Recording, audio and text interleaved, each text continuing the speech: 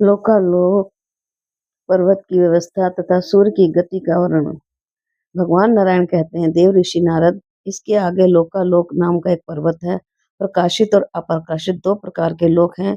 इनके मध्य भाग में ये लोकालोक पर्वत है। इन लोकों की सीमा बताना इसका प्रयोजन है।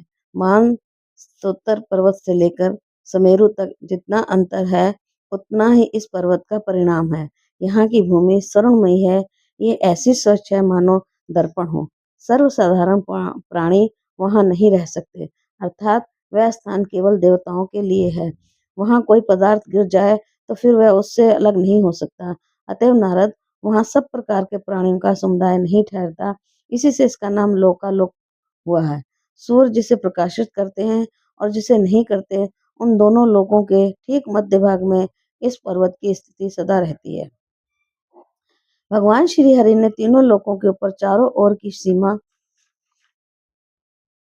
निर्धारित करने के लिए इस पर्वत का निर्माण किया है। सूर्य से लेकर ध्रुव तक सभी ग्रह इस पर्वत के अधीन है। अतः इन ग्रहों की किरणें लोकालोक पर्वत के पीछे रहने वाले तीनों लोकों को ही प्रकाशित करती हैं। दूसरी ओर के लोग कदापि उन किरणों से प्रकाश नहीं प्राप्त कर सकते।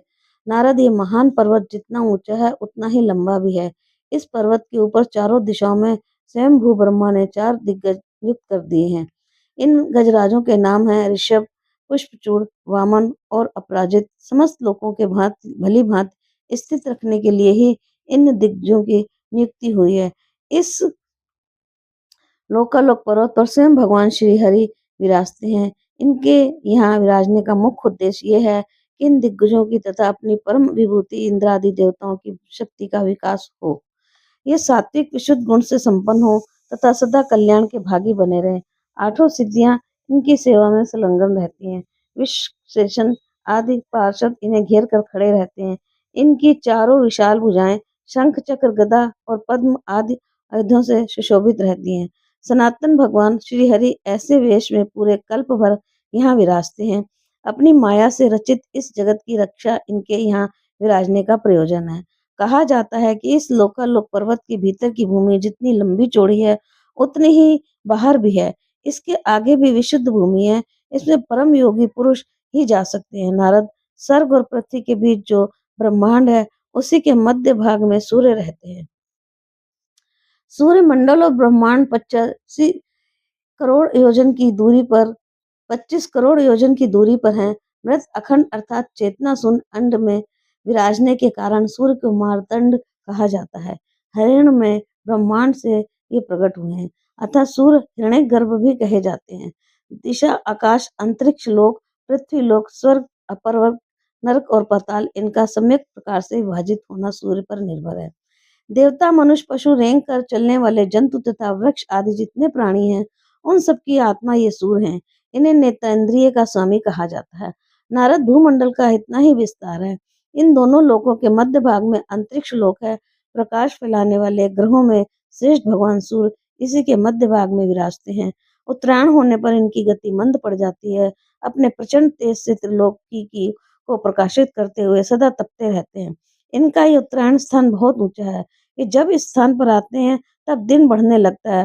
फिर जिस समय दक्षिणायन मार्ग चलते हैं तब इनकी गति में तीव्रता आ जाती है। इनका ये स्थान नीचा है। जब इस स्थान पर चलते हैं तब एक दिन छोटे होने लगते हैं। सूर्य का तीसरा स्थान विषुवत कहलाता है। इस पर चलते समय इनकी गति में समानता आ जाती है, क्योंकि यह स्थान सर्वत्र समतल है। इस पर चलते समय दिन के परिणाम में कोई खास अंतर नहीं रहता है। जिस समय सूर्य मेष तुला राशि पर आते हैं, उस समय दिन और रात में प्रायः समानता आ जाती है। जब ये वृष आदि 5 राशि में आते हैं, तब दिन के मान में वृद्धि हो जाती है और रात्रि छोटे होने लगती है। जब वृश्चिक आदि 5 राशियों में चलते हैं, तब दिन और रात में विपरीत परिवर्तन होने लगता है।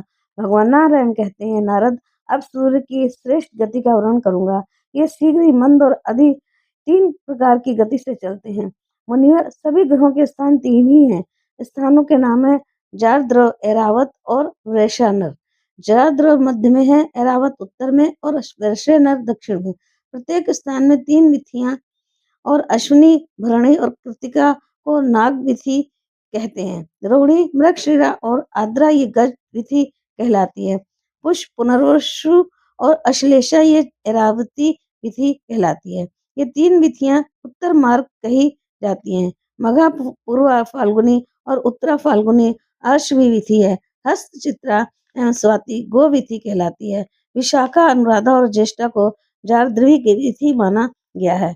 ये 3 विधियां मध्य मार्ग कहलाती हैं। मूल, पूर्वाषाढ़, उत्तराषाढ़ इनकी संज्ञा अज विधि है। श्रवण, धनिष्ठा और सतभिषा को मृग विधि के मानते हैं। पूर्व भाद्रपद, उत्तर भाद्रपद और रेवती वैष्णवी विधि है। अज विधि, मृग विधि और वैष्णवी विधि, इन 3 विधियों को दक्षिण मार्ग कहा जाता है। जब सूर्य का रथ उत्तरायण मार्ग पर रहता है, दोनों पहिए पवन रूपी पाश से बंधकर ध्रुव द्वारा खींचे जाते हैं, उस समय सूर्य की आरोहण गति कहलाती है। मंडल के भीतर से रथ चलता है। मुनिवर, इस मंद गति में दिन क्रमशः बढ़ने लगते हैं, रात छोटी होने लगती है। यही सौम्यन का कर्म है। इसी प्रकार जब सूर्य का रथ दक्षिणायन मार्ग पर पाश द्वारा खींचा जाता है, तब उसे अवरोहण कहते हैं। मंडल के बाहर से गति होती है। उस समय सूर्य की चाल बहुत तेज रहती है। दिन का क्रमशः ह्रास और रात्रि की वृद्धि आरंभ हो जाती है। विषुव मार्ग पर सूर्य का रथ पाश द्वारा किसी और नहीं खींचा जाता, साम्य रहता है। मंडल के मध्य भाग में सूर्य विराजमान रहते हैं, इसलिए रात और दिन दोनों का मान बराबर रहता है। जब ध्रुव की आज्ञा मानकर पवन और पाश सूर्य के रथ को खींचते हैं, उस समय भीतर के मंडलों में ही सूर्य चक्कर लगाते हैं। पुनः ध्रुव के पास से मुक्त होते ही सूर्य का रथ बाहर के मंडल में घूमने लगता है। इस मेरु पर्वत के पूर्व भाग में इंद्र की पुरी देवधानी है। यह यमराज की महानपुरी संयमनी मेरुगिरी के दक्षिण भाग में है। निम्नलोचनी नामक विशालपुरी में वरुण रहते हैं। ये पुरी सुमेरु पर्वत के पश्चिम भाग में है। विभावरी नाम से प्रसिद्ध चंद्रमा की पुरी सुमेरु पर्वत से उत्तर कही गई है। ब्रह्मवादियों का ऐसा कथन है कि सूर्य इंद्र की पुरी में ही उदय होते हैं। वह जब संयमनी पुरी में पहुंचते हैं, तब दोपहर हो जाता है। निम्नलोचनी पुरी में पहुंचने पर सायंकाल हो जाता है और जब विभावरी पुरी में सूर्य जाते हैं, तब आधी रात का समय हो जाता है। इन सूर्य का सभी देवता सम्मान करते हैं। उन्हीं के नियम को मानकर संपूर्ण प्राणी अपने कार्य में लगते हैं। सुमेरु पर रहने वालों को सदा मध्य काल के समान ही समय प्रतीत होता है। यदि सूर्य का रथ सुमेरु को बाएं करके चलता है, किंतु प्रवाह वायु की प्रेरणा से वह दक्षिण को मुड़ जाया करता है। सूर्य के उदय और अस्त का समय सदा सबके सामने पड़ता है। नारद, शेष जितनी दिशाएं और विदिशाएं हैं, वहां रहने वाले प्राणी जब सूर्य को देखते हैं, तब उनके लिए वही उदय काल है, और जब वहां जहां छिप जाते हैं, उसी स्थान में वह अस्त स्थान मानते हैं। नारद, जिस समय सूर्य, इंद्र आदि लोकपालों को पुरी में पहुंचते हैं, उस समय इनके प्रकाश से तीनों लोक प्रकाशित होने लगते हैं। 2 विकिरण, उनके 3 कोण तथा 2 पुरियां, सब में सूर्य की किरण से प्रकाश फैल जाता है। संपूर्ण द्वीप और वर्ष मेरुगिरी के उत्तर स्थित हैं। जो जहां सूर्य को उदित होते देखते हैं, उनके लिए वही पूर्व दिशा कही जाती है। ठीक उसके वाम भाग में मेरु पर्वत पड़ता है। उसी को सिद्धांत माना गया है। हजारों किरणों वाले सूर्य समय और मार्ग के प्रदर्शक हैं। जब ये इंद्र की पुरी से शैमनीपुरी को जाते हैं, तब 15 घड़ी में 2.25 करोड़ 12 लाख और 75,000 योजन का मार्ग इन्हें तय करना पड़ता है। इसी प्रकार वरुण लोक, चंद्रलोक और इंद्रलोक को जाने में समय एवं मार्ग की दूरी का नियम है। सूर्य को काल चक्रात्मका और ध्रुवणी कहते हैं। समय की जानकारी प्राप्त करने के लिए इनका भ्रमण होता रहता है। चंद्रमा आदि अन्य जितने आकाशचारी ग्रह हैं, वह नक्षत्रों के साथ उदय और अस्त होते रहते हैं। शक्तिशाली सूर्य को त्रिमेयी कहा जाता है। इनका रथ एक मुहूर्त में 34,08,000 योजन का चक्कर काटता है। इसमें चारों दिशाओं को चारों पुरियां पड़ जाती हैं। प्रभा नाम की वायु इनके रथ के चक्के को सदा घुमाया करती है। जिस स्थान पर सूर्य बैठते हैं, उनका उसका एक चक्का एक संवत्सर का रूप है, ऐसा विद्वान पुरुष कहते हैं। 12 अरों, 3 धुरों और 6 अवनियों से ये संपन्न है। इस रथ की एक धुरी का सिरा सुमेरु पर्वत के शिखर पर और दूसरा मानसरोवर पर्वत पर है। सूर्य के रथ का पहिया इस प्रकार घूमता है, मानो तेल पेरने का यंत्र चक्कर काट रहा हो। यूं मानसरोवर पर्वत के उत्तर पूर्व परिभ्रमण करते हैं। इन धुरी में अन्य धुरी भी है। इसका परिणाम प्रथम धुरी से 4 गुना अधिक है। ये तेल यंत्र की भांति घूमता हुआ ध्रुव लोक तक पहुंच जाता है। नारद सूर्य के रथ पर बैठने के स्थान की लंबाई 36 लाख योजन और चौड़ाई 9 लाख योजन है। यह सूर्य के रथ का प्रणाम कहा गया है। अरुण इस रथ के सारथी हैं गायत्री। यदि 7 छंद उत्तम 7 घोड़े कहे जाते हैं। सारथी द्वारा जोते जाने पर ये घोड़े जगत के कल्याणार्थ महाभाग सूर्य को उन दोनों स्थानों पर पहुंचाया करते हैं। अरुण गरुड़ के बड़े भाई हैं। सूर्य ने उन्हें सारथी के काम पर नियुक्त कर रखा है। ये सूर्य के आगे उन्हीं की और मुख करके बैठते हैं। ऐसे ही अंगूठे के पोरवे के बराबर बाल खिल्यादि ऋषिगण सूर्य के सामने उपस्थित रहते हैं। इन ऋषियों की संख्या 60,000 है। सभी सूर्य के सम्मुख होकर परम मनोहर वैदिक मंत्रों के उच्चारण द्वारा स्तुति करते रहते हैं। ऐसे ही अन्य जो भी ऋषि गंधर्व अप्सरा नाग यक्ष राक्षस और देवता हैं, उनमें से एक देवता एक महीने में सूर्य की उपासना करता है। क्यों 7 महीने में 7 देवताओं के द्वारा क्रमशः सूर्य की आराधना होती रहती है। सूर्य सर्वव्यापी और सुप्रसिद्ध देवता माने जाते हैं। ये 9 करोड़ 50 लाख योजन पृथ्वी में नित्य घूमते हैं। प्रत्येक क्षण में 2000 योजन पथ पार कर जाना इनकी गति का नियम है। अध्याय 14 और 15। चंद्रमा यदि ग्रहों की गति का शिशु मार चक्र का तथा राहु मंडल आदि का वर्ण भगवान नारायण कहते हैं। नारद इसके बाद जब चंद्रमा आदि ग्रहों की अद्भुत गति का वर्ण हो सुनो। इनकी गति से ही मनुष्यों को शुभ और अशुभ समय का परिज्ञान होता है। जिस प्रकार कुम्हार का चाक घूमता है, तब उस पर बैठे हुए चींटे आदि कीड़े भी घूमते ही हैं। फिर इन घूमने वाले कीड़ों की एक दूसरी गति भी होती है, क्योंकि उस चाक पर ये कीड़े एक स्थान पर नहीं रहते, इधर उधर चला फिरा करते हैं। इसी प्रकार राशि की उपलक्षित काल चक्र के अनुसार समीर और ध्रुव के दाहिने करके घूमने वाले सूर्य प्रभृति प्रधान ग्रहों की गति एक दूसरी ही दृष्टिगोचर होती है। इनकी ये गति नक्षत्र पर निर्भर रहती है। अतः जब एक नक्षत्र समाप्त होकर दूसरा आ जाता है, तब इनकी गति में भी परिवर्तन हो जाता है। ये दोनों गतियां परस्पर अविरुद्ध और सर्वत्र के लिए यही निर्णय है। वेद और विद्वान पुरुष जिन्हें जानने के लिए सदा उत्सुक रहते हैं, वह ही अखिल जगत के आधार आदि पुरुष भगवान नारायण संपूर्ण प्राणियों का कल्याण करने के लिए जगत में घूमते हैं। साथ ही कर्मों की शुद्धि के लिए अपने वेद में विग्रह को 12 भागों में विभक्त करके वसंत आदि 6 ऋतुओं में समुचित रूप में गुणों की व्यवस्था करते हैं।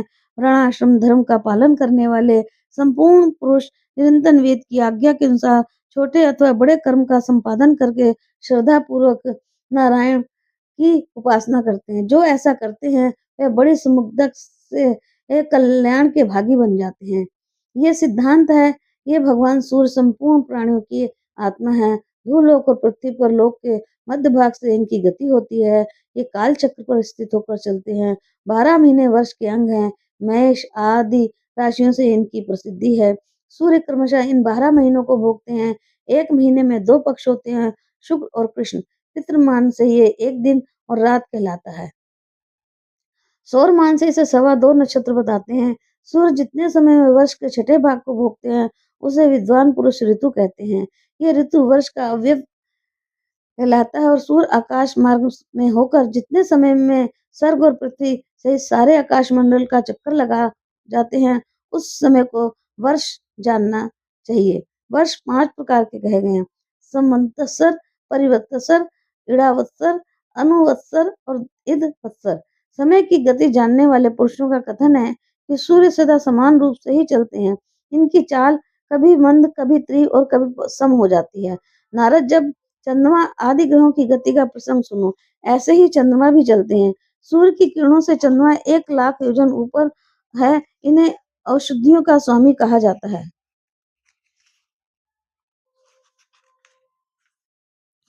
सूर्य के 1 वर्ष के मार्ग को ये 2 पक्षों में, 1 महीने के मार्ग को 2.25 महीने में और 1 पक्ष के मार्ग को 1 दिन में पार कर जाते हैं।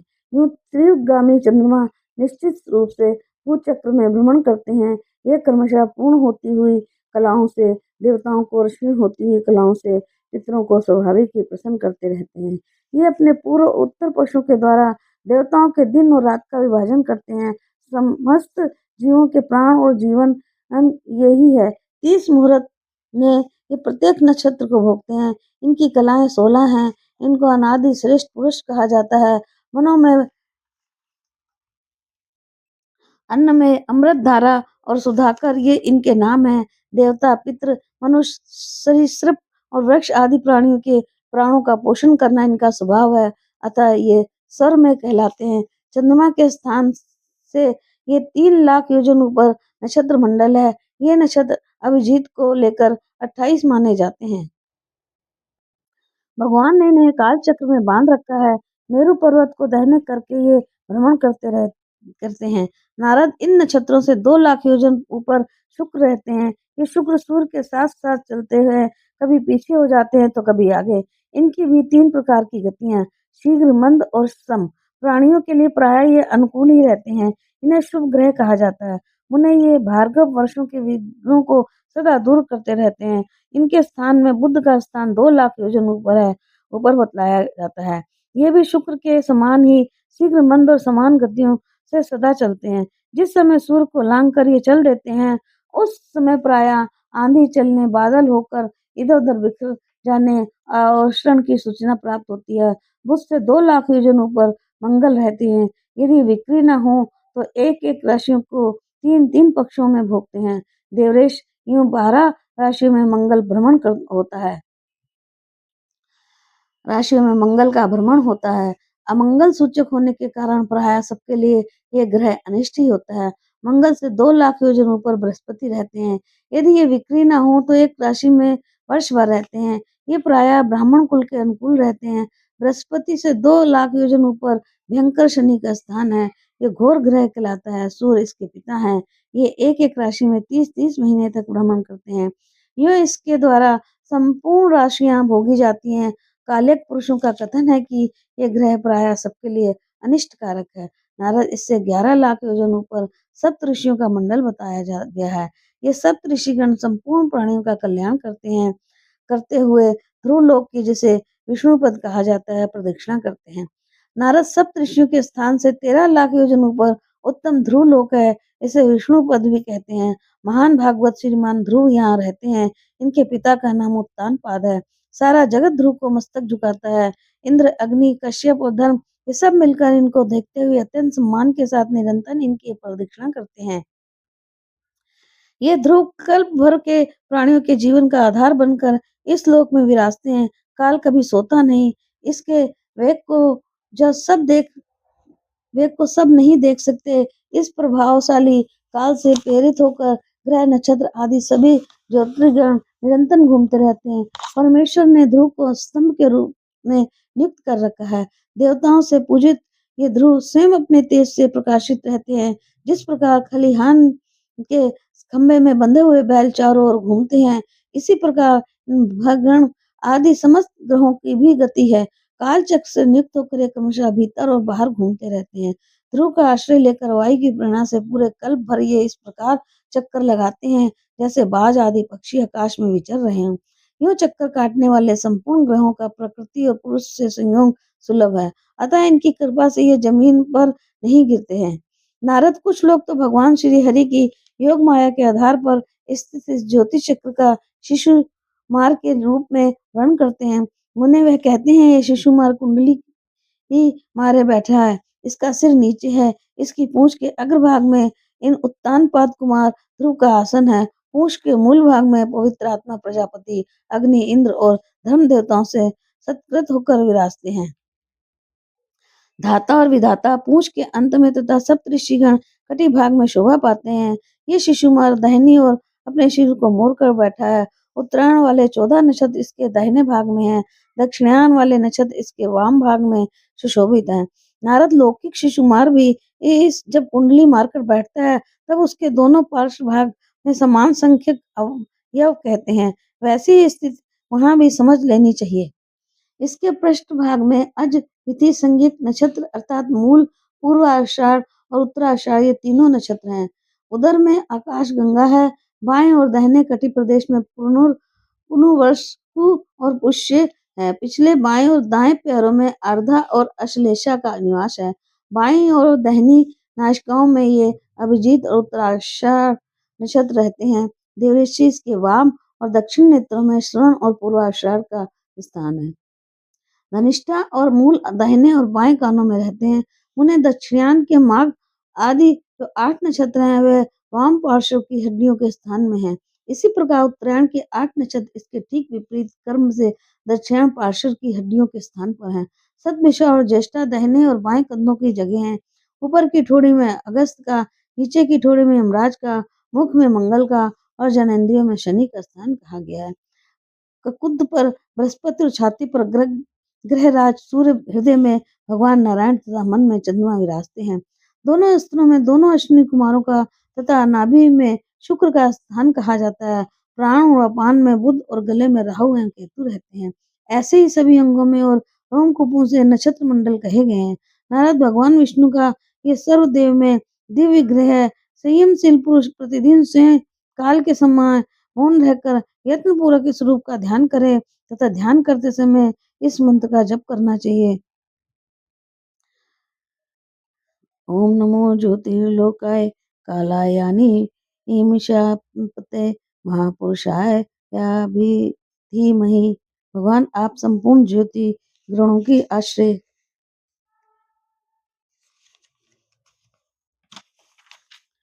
काल चक्र से विराजमान देवताओं के अधिष्ठाता तथा परम पुरुष हैं। हम आपको नमस्कार करते हैं।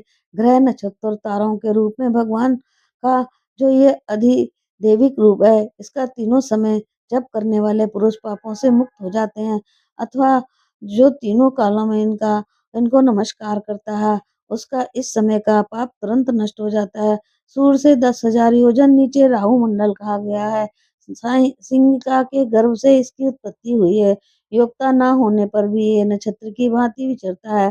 चंद्रमा और सूर्य ने तो इसे मार डालने का ही प्रयत्न किया था, किंतु भगवान विष्णु की कृपा से इसने अमृत तत्व और ग्रह तत्व प्राप्त कर लिया। तपते हुए सूर्य का जो ये बिंब दृष्ट गोचर हो रहा है, इसका विस्तार 10,000 योजन है।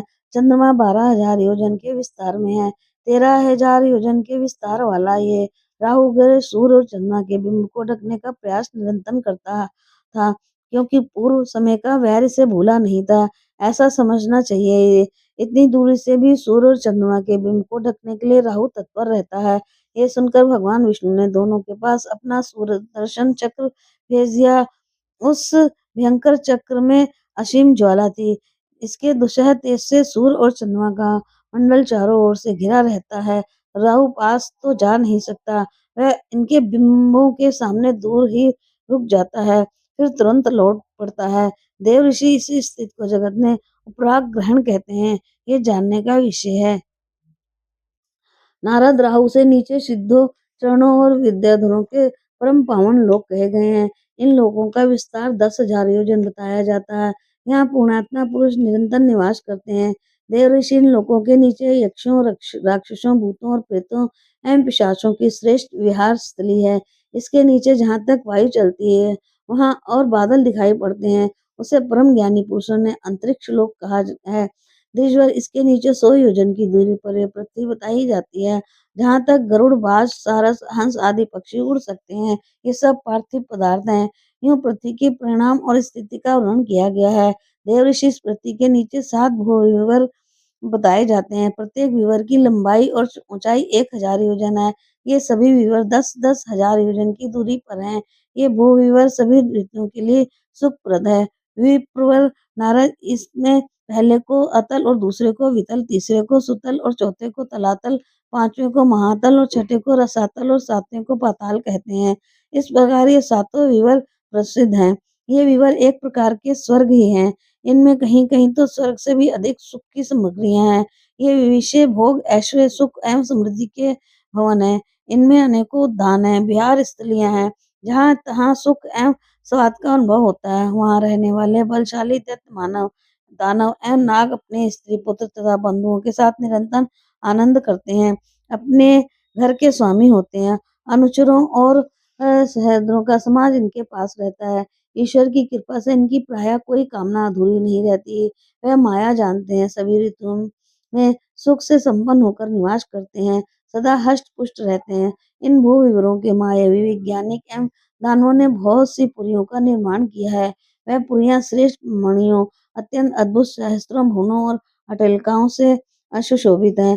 सभा भवन, मंदिर और प्रांगण इनकी शोभा बढ़ाते हैं। वह पुरियां देवताओं के लिए भी दुर्लभ है। स्थान स्थान पर इन्हें विचित्रता से सजाया गया है। नाग और असुर अपनी स्त्रियों के साथ वहां विहार करते हैं। कबूतर और मैना आदि पक्षी इन पुरियों को मनोहर बना रहे हैं। विवर की स्वामिनियों ने इन पुरियों में विशाल भवन बनवा रखे हैं। इनमें अलंकृत होकर वह पुरियां अत्यंत प्रकाशित हो रही हैं। वहां मन को मुक्त करने वाले बहुत से बड़े बड़े बगीचे हैं। उन बगीचों की वृक्ष वृक्ष फूलों और फलों से लदे रहते हैं। वहां स्त्रियों के विलास उपयोगी बहुत से स्थान हैं। अतः उद्यानों की शोभा अधिक बढ़ गई है। अनेक प्रकार के पक्षियों से युक्त हो अगाध जल वाले बहुत से जलाशय हैं। जल बिल्कुल स्वच्छ है। पाठीन नाम की मछलियां उन्हें सुशोभित कर रही हैं। इन जलचर जंतुओं के उछलने से जब जल शुद्ध हो जाता है, तब कुमुद, कल्हार और श्वेत, नील और रक्त वर्ण के कमल हिलने लगते हैं। वहां स्थान बनाकर रहने वाले पक्षी अनेक प्रकार से क्रीड़ा करते हैं तथा इंद्रियों को उत्साहित करने के लिए भांति भांति की मीठी बोली बोलते रहते हैं। उस स्थान पर देवताओं का श्रेष्ठ ऐश्वर्य किसी गिनती में नहीं रहता। वहां के निवासी कभी भयभीत नहीं होते। बड़े बड़े सर्पों की मस्तकों की मणियां वहां निरंतर इतनी अधिक चमकती रहती हैं कि उनके तेज से अंधकार ठहर ही नहीं सकता। वहां के निवासियों को दिव्य औषधि, रसायन पदार्थ, रस, अन्नपान एवं स्नान आदि की कोई आवश्यकता नहीं रहती। उन्हें रोग कभी होते ही नहीं। बाल पकने, झुर्रियां पड़ने, बुढ़ापा आ जाने, शरीर विरूप होने, पसीना आने, दुर्गंध निकलने, थकावट एवं शीतलता आने आदि के रूप में वृद्धावस्था के लक्षण कभी नहीं कष्ट नहीं पहुंचाते। उनका समय सदा मंगलमय बीतता है। भगवान श्री हरि के परम तेजस्वी सुदर्शन चक्र के सिवा उन्हें अन्य किसी से भी मृत्यु का भय नहीं रहता। नारद जब सुदर्शन चक्रपुरी में पहुंचता है, तब प्राय भयभीत होने के कारण राक्षसियों के गर्भ गिर जाते हैं। अध्याय 16 और 18। अतल, वितल, सुतल, तलातल, महातल, रसातल और पताल का वर्णन भगवान नारायण कहते हैं। नारद, अतल नाम से विख्यात प्रथम विवर परम मनोहर इस विवर में बल नामक दानव रहता है। इस अत्यंत अभिमानी दैत्य के पिता का नाम मय है। इसने 96 प्रकार की मायाएं रची हैं, जिनसे सभी कामनाओं को सिद्धि में सहायता मिलती है। मायावी हो लोग उनमें से कुछ मायाओं को तुरंत समझ जाते हैं। वह बल वाला दैत्य बड़ा पराक्रमी है। नारद जब वितल नाम वाले दूसरे विवर का प्रसंग सुनो। ये विवर अतल से नीचे है। यहाँ हटकेश्वर नाम से प्रसिद्ध भगवान शंकर रहते हैं। ये अपने पार्षदों को सदा साथ रखते हैं। ब्रह्मा की बनाई हुई सृष्टि को बढ़ाना इनके रहने का प्रधान उद्देश्य है। देवताओं से सपूजित होकर ये भवानी के साथ विराजते हैं।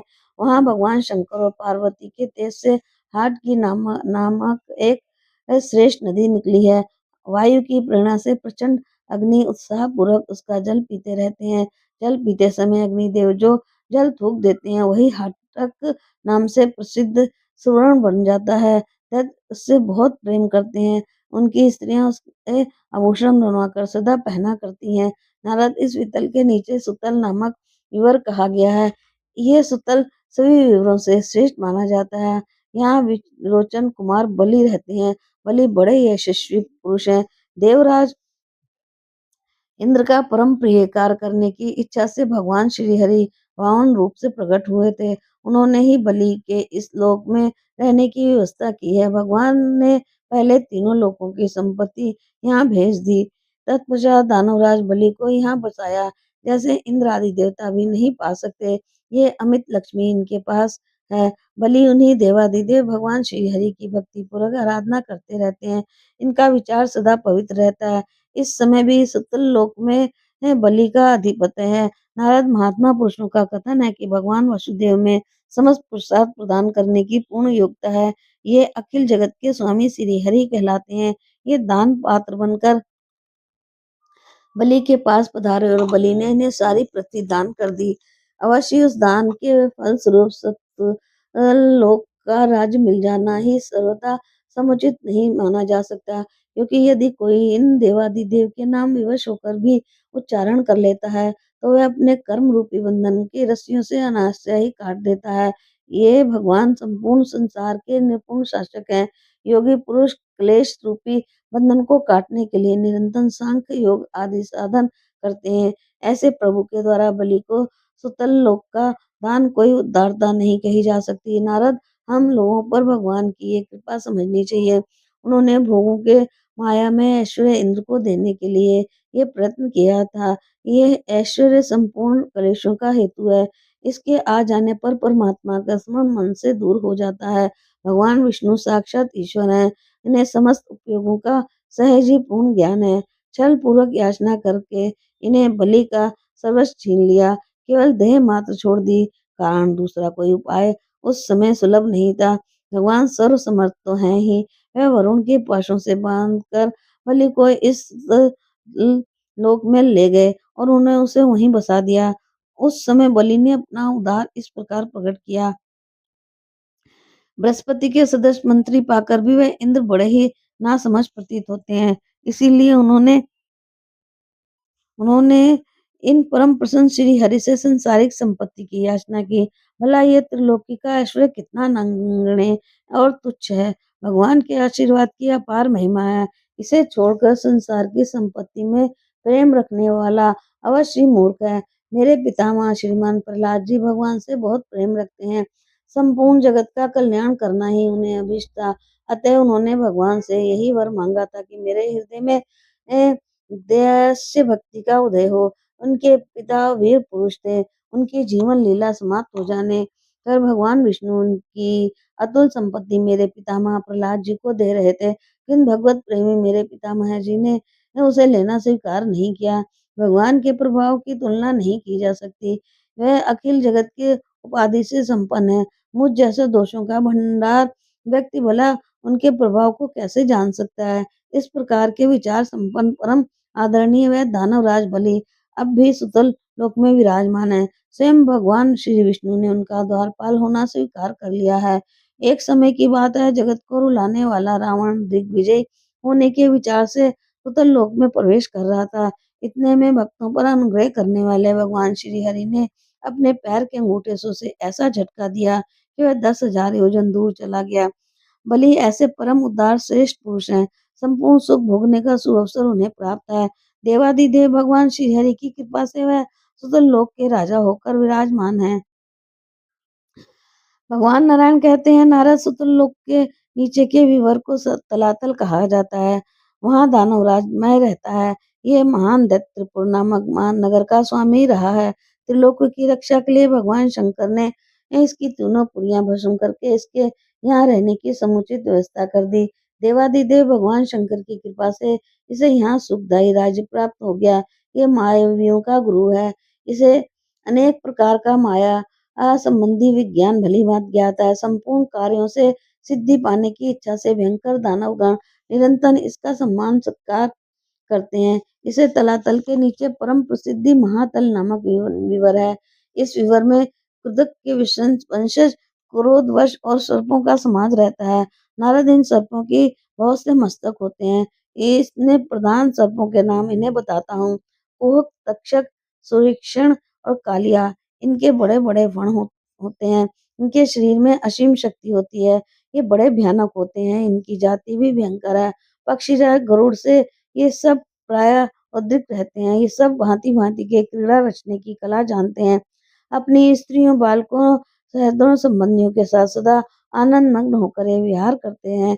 इस महातल के नीचे के विवर को रसातल कहते हैं। इस विवर में बहुत से दैत्य निवास करते हैं, जो पाणी नाम से विख्यात थे। इन दानवों की यही बस्ती है। ये दानव निवात, कवच, हिरण्यपुरवासी और कालय नाम से प्रसिद्ध हैं। इन्हें देवताओं से सदा शत्रुता बनी रहती है। जन्म से ही ये महान पराक्रमी होते हैं।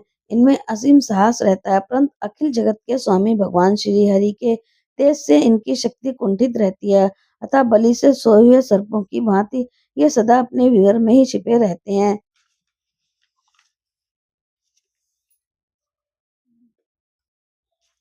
इंद्र की एक दूती का नाम शर्मा है। इसने बहुत से मंत्रों का आविष्कार किया था। इन मंत्रों के प्रभाव से बहुत से असुर महान दुख भोग चुके। इस बात को याद करके ये लोग सदा भयभीत रहते हैं। नारद, इस रसातल के नीचे पाताल लोक है। यहाँ नागलोक के स्वामी बहुत से सर्प रहते हैं। ये उनमें वासुकी सबसे प्रधान माना जाता है। उनके नाम है शंख, पुलिंग, श्वेत, धनंजय, महाशंख, धृतराष्ट्र, शंखचूड़, कम्बल, अश्तर और देवदत्त। इसके इनके बहुत बड़े बड़े फण हैं। ये बड़े क्रोधी और महान विस्तर हैं। इनमें से कितने ही सर्प 5, 7, 10, 100 एवं 1000 मस्तकों से सुशोभित हैं। इनके मस्तक की मणियां सदा जगमगाती रहती हैं। देवऋषि ये सर्प अपनी मणियों के तेज से पाताल के घोर अंधकार को नष्ट कर देते हैं। क्रोध से इनका शरीर सदा जलता रहता है। नारद, इस पाताल लोक के नीचे 30,000 योजन की दूरी पर भगवान श्री हरि की एक तामसी कला विराजती है।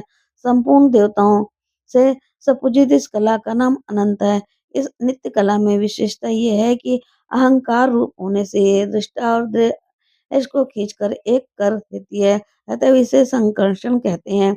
सहस्त्र मस्तक से शोभा पाने वाले भगवान शेष हैं। इन्हें अनंत कहा जाता है। इनके मस्तक पर टीका हुआ ये गोलाकार भूमंडल ऐसा दिखाई पड़ता है मानो सरसों का दाना हो। जब समयानुसार इन प्रभु के मन में जगत के संहार की इच्छा उत्पन्न होती है, तब इनकी भुवों के विवर से संकर्षण नामक रुद्र प्रकट हो जाते हैं। 11 रुद्रों से सुशोभित उनका ये एक व्यूह है। ये रुद्र 3 नेत्रों से शोभा पाते हैं। ये स्वयं 3 नोक वाले त्रिशूल के हाथ में लेकर खड़े रहते हैं। इनकी शक्ति की सीमा नहीं है। महान भूतों का अर्थात समस्त जगत का संहार ही इनका मुख्य उद्देश्य होता है। उन्हें भगवान शेषनाग के दोनों चरण कमलों के नख नाल मणि के समान परम सुंदर हैं। जब बहुत से नागराज एकांत भक्ति भावित होकर प्रधान प्रधान नागों के साथ भगवान शेष के चरणों में मस्तक झुकाकर प्रणाम करते हैं, तब उन्हें भगवान के मणिमेनकों ने स्वयं अपने मणि निर्मित कुंडलों से प्रकाशित मुख एवं सुंदर कपोल तथा गंड स्थल दिखने लगते हैं। वहां नागराजों की बहुत सी कुमारियां भी रहती हैं। उनके सुंदर अंग शरीर की कांति बढ़ाया करते हैं। उनकी भुजाएं पर्याप्त लंबी हो मोटी, सुंदर, स्वच्छ एवं मनोहर होती हैं। उनसे ये परम सुशोभित होकर इधर उधर घूमा करती हैं। चंदन, अगरू और कस्तूरी के आलेप से वह अपने शरीर को सजाए रहती हैं। वह भगवान शेष की कृपा पूर्ण दृष्टि तथा उनके आशीर्वाद की आशा लगाए वहां निवास करती हैं।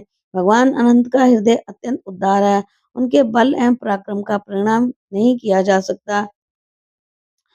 उन आदि देव परम तेजस्वी प्रभु में अनंत गुण वर्तमान है। जगत का कल्याण करने के लिए उन्होंने अमर्ष क्रोध के वेग को दूर कर दिया। ऐसे महान शक्ति की परम आश्रय भगवान वहां विराजते हैं। सभी देवता उनकी उपासना में संलग्न रहते हैं।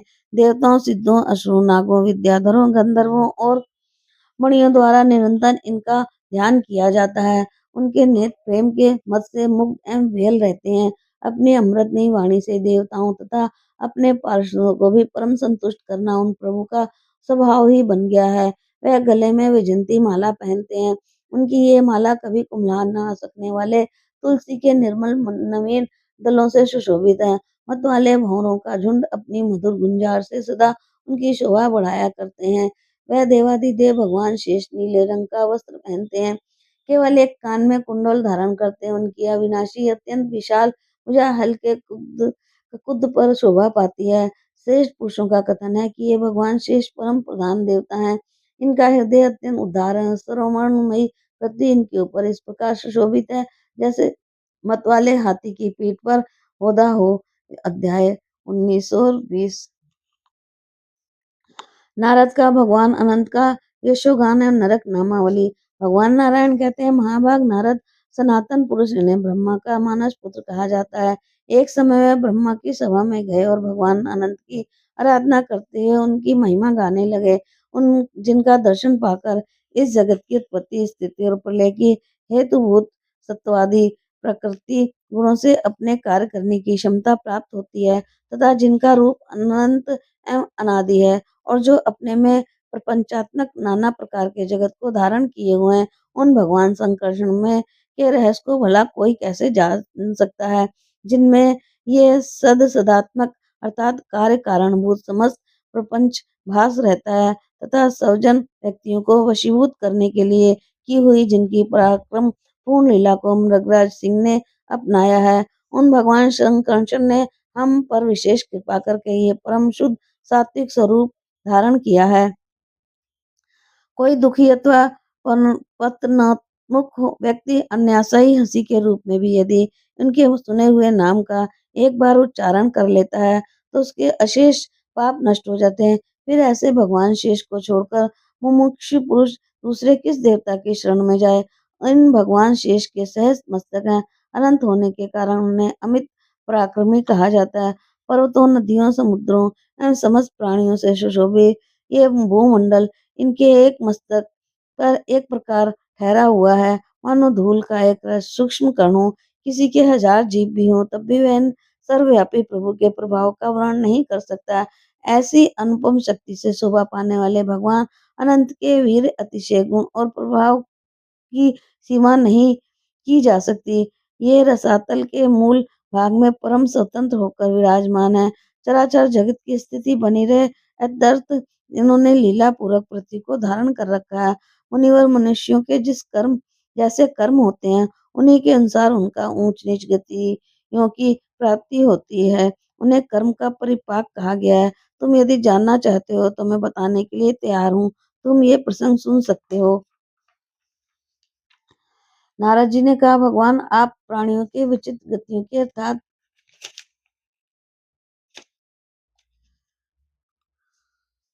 आप प्राणियों के विचित्र गतियों के अर्थात रहस्य को हमें सुनाने की कृपा कीजिए।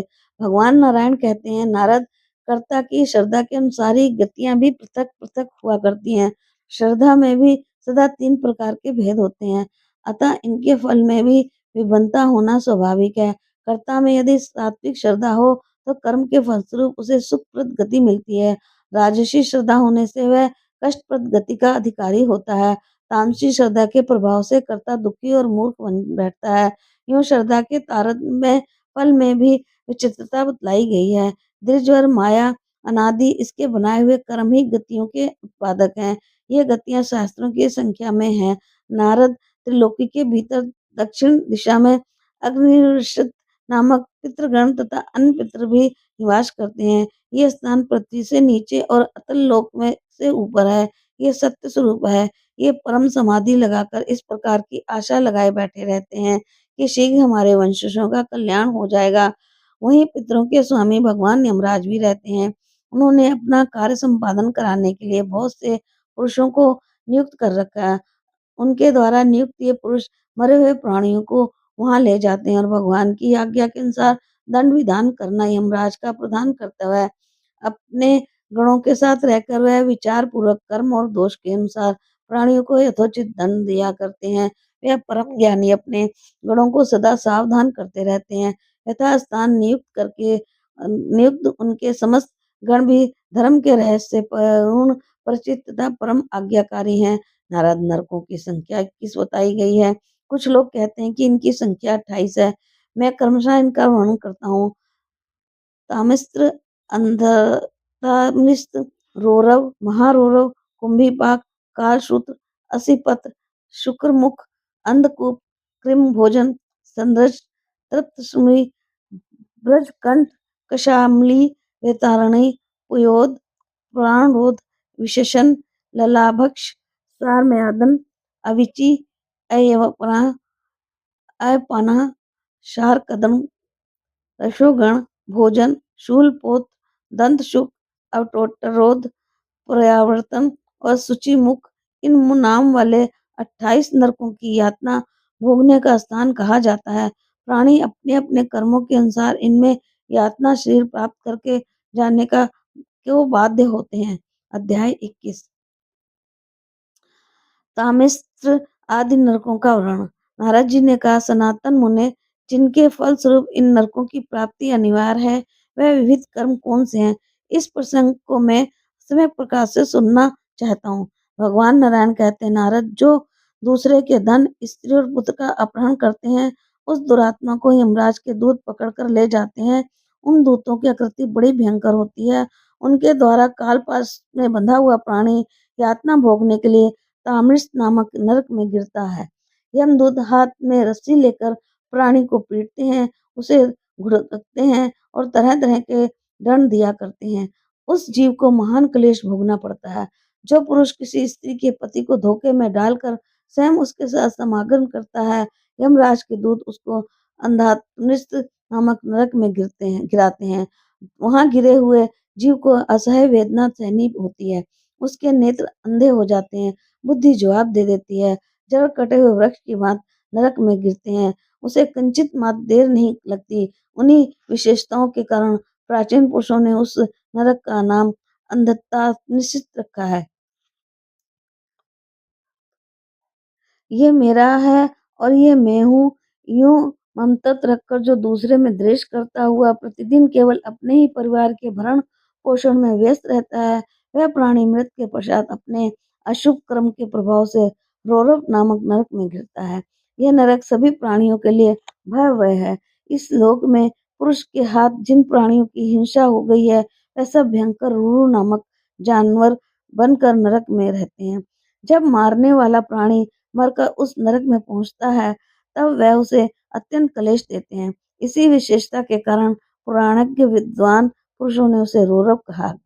प्राचीन पुरुष बता रहे हैं कि ये रुरु नामक जानवर सर्प से भी अधिक भयंकर होता है। इसी प्रकार महारौरव भी है। यातना भोगने के लिए दूसरा सूक्ष्म यातना शरीर पाकर प्राणी उस महारौरव में जाता है। मांस खाने वाले रुरु नामक जानवर उस नार की जीव के मांस में बहुत बुरी तरह से चोट पहुंचाते हैं। नारद जो उग्र स्वभाव वाला मूर्ख एवं निर्दयी पुरुष पशु पक्षी आदि जीवों को मारकर पकाता है, उससे यमराज के दूत कुंभीपाक नामक नरक में, जहाँ सदा तेल खोलता रहता है, डालकर पकाते हैं। मारे जाने वाले पशु के शरीर में जितने रोए होते हैं, उतने हजार वर्षों तक मारने वाला व्यक्ति उसी कुंभीपाक में पचता है। पिता और ब्राह्मण से व्यार करने वाले प्राणी को नारकी कहते हैं। ऐसा व्यक्ति सूर्य अग्नि से सदा संतृप्त रहने वाले कालश्रुत नामक नरक में स्थान पाता है। उसके भीतर भूख और प्यास की ज्वाला धधकती रहती है और बाहर से उसके शरीर को सूर्य एवं अग्नि का प्रचंड ताप जलाता रहता है। ये अत्यंत घबराकर कभी बैठता, कभी लेटता, कभी कोई चेष्टा करता, कभी उठकर खड़ा होता और कभी दौड़ने लगता। देव ऋषि किसी विपत्ति का काल न रहने पर भी जो अपने वेद विहित मार्ग से हटकर पाखंड का आश्रय लेते हैं, उस पापी व्यक्ति को यमदूत असीपत्र नामक नरक में डाल देते हैं। वह जब उसे कीड़ाओं में मारते हैं, कोड़ों से मारते हैं, तब वह नार की जीव अत्यंत उतावला होकर बड़ी तेजी से इधर-उधर भागने लगता है। ऐसी स्थिति में असीपत्र से उसका सारा शरीर छिद जाता है। उस असीपत्र में दोनों ओर तेज धार रहती है। संपूर्ण शरीर छिद्र जाने पर हाय मैं मारा गया, वह यूं चीख उठता है। अपार कष्ट भोगने से वह प्राणी पद-पद पर गिरने लगता है। इस प्रकार अपने धर्म से विमुख होकर पाखंड का आश्रय लेने वाले मूर्ख प्राणी को अपने कुकर्म का फल भोगना पड़ता है। जो पुरुष राजा अथवा राज कर्मचारी होकर होकर अधर्म पूर्वक शासन करता है, ब्राह्मण को भी शारीरिक दंड देता है, वह नरक का अधिकारी पापी व्यक्ति यमराज के दूतों के द्वारा शुक्र मुख नामक नरक में गिराया जाता है। बलवान यमदूत उसके अंगों के एक की भांति कोलों में पेरते हैं। वह असहाय पीड़ा के कारण अत स्वर से चिल्लाता रहता है। यूं उस प्राणी को अपने कुकर्म के फलस्वरूप अनेक दुख भोगने पड़ते हैं। नारद मच्छर मच्छर एवं खटमल प्रभृति जंतु मनुष्य का रक्त चूसते हैं, परंतु वह तो दूसरे की पीड़ा को स्वयं समझ नहीं सकते। और जो मनुष्य अन्य व्यक्तियों की व्यथा से परिचित है, वह यदि उन्हें कष्ट पहुंचाता है, तो उस कुकर्म के फलस्वरूप उसे अंधकूप नामक नरक में गिरना पड़ता है। वह नरक बिल्कुल अंधकार में है। बैर चुकाने वाले पशु पक्षी मृग सर्प मच्छर जूं खटमल मधुमक्खी तथा दंतशुक आदि जानवरों से ये नरक भरा रहता है। निर्दयी व्यक्ति जब नरक में पहुंचता है, तब वह जंतु से पीड़ित करने लगते हैं। पीड़ा से ग्रस्त होकर वह व्यक्ति इधर उधर भागने लगता है, मानो शरीर के भयानक रोगग्रस्त हो जाने पर उसे रहने वाला जीव चक्कर काट रहा हो।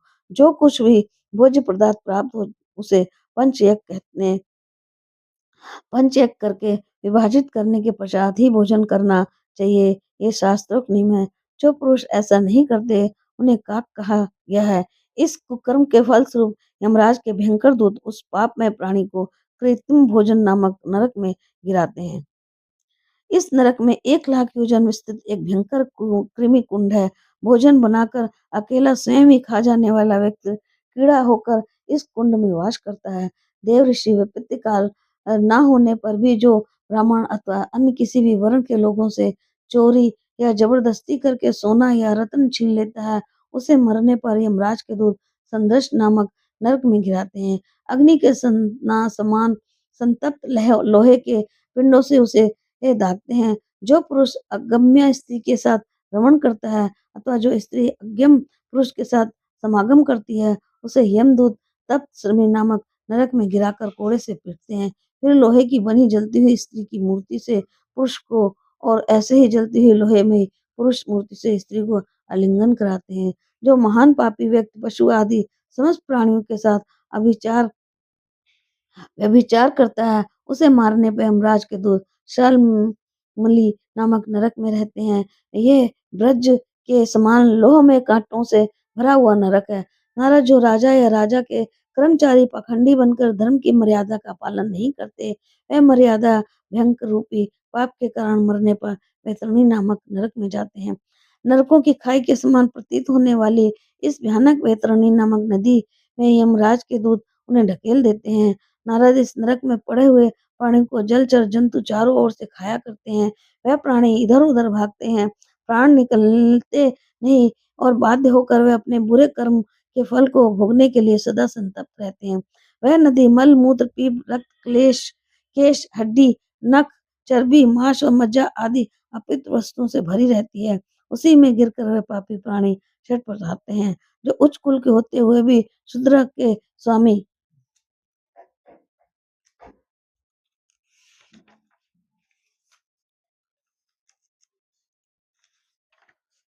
बन जाते हैं। सदाचार से विमुख हो निर्जलता पूर्वक पशुवत व्यवहार करते हैं, उन्हें अत्यंत कष्टप्रद गतियां प्राप्त होती हैं। मरने के बाद पयोद नामक नरक में गिरते हैं। ये नरक विष्ठा मूत्र कफ रक्त मल से भरा रहता है। यमराज के क्रूर दूतों से बड़े दुराग्रह के साथ उस नरक में पड़े हुए प्राणी को ये अपवित्र वस्तुएं खाने को विवश करते हैं। जो दृढ़ जाति के पुरुष श्रेष्ठ कुल के जन्म लेकर कुत्ते और गधे आदि जानवरों को पालते हुए हैं, शिकार में बहुत प्रेम रखते हैं तथा अपवित्र स्थान में जाकर नित्य लोगों को मारा करते हैं, ऐसे लाखों अधम प्राणियों को मरने के बाद यमदूत प्राण रोधक नामक नरक में गिराकर बाणों से छेदते हैं। दुर्नीतिपूर्ण मार्ग पर चलने वाले उन व्यक्तियों की बड़ी भारी दुर्दशा होती है, जो दंभी नीच मनुष्य दंभ के लिए यज्ञ का आयोजन करके उसमें पशुओं की हिंसा करते हैं। उन्हें इस लोक में जाने पर यमराज के दूत विशेषण नामक नरक में गिराकर अक्षय करोड़ों से पीटते हैं। जो दृढ़ काम में मोहित होकर सागोत्र स्त्री के साथ समागम करता है, उस मूर्ख व्यक्ति को यमराज के दूत वीर से भरे हुए लाला भक्ष नामक नरक कुंड में गिराकर बलपूर्वक वीर पिलाते हैं। जो चोर राजा अथवा राजपुरुष आग लगाते विष देते दूसरे की संपत्ति नष्ट करते तथा गांवों एवं धनों को लूटते हैं, उनकी मृत्यु होने पर यमराज के दूत उन्हें सार मैदान नामक नरक में ले जाते हैं। इस नरक में 720 अत्यंत विचित्र सार में रहते हैं। वह उन नारकी प्राणियों को काट कर खाते हैं। उन्हें इसलिए इस नरक का नाम सार मैदान पड़ा। इसके बाद अब अविची आदि प्रमुख नरकों का वर्णन करूंगा।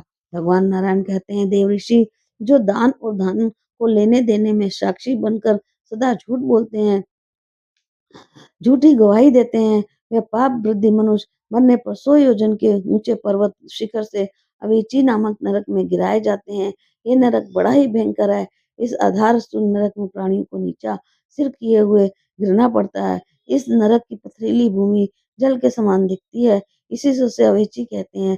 देव ऋषि वहाँ पत्थर ही पत्थर बिछे रहते हैं, इन पर गिरने से प्राणियों का सारा अंग एक एक तिल छिद जाता है, किंतु उनकी मृत्यु नहीं होती, अतः वह बाध्य होकर उसी में पड़े बड़े कष्ट भोगते हैं।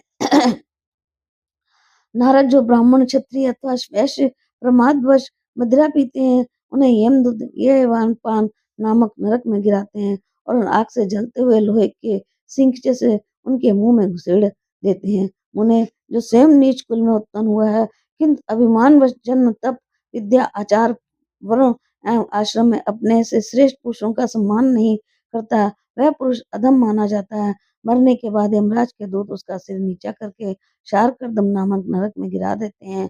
वहाँ वह असह्य पीड़ाओं को भोगता है।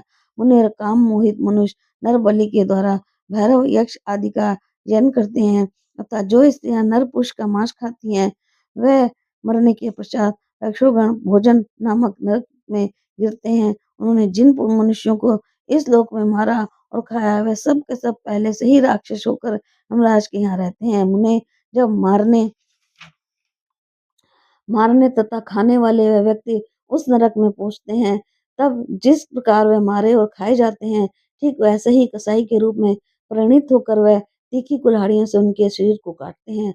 उससे जो रक्त निकलता है उसे पीकर अनेक प्रकार से नाचते और गाने लगते हैं।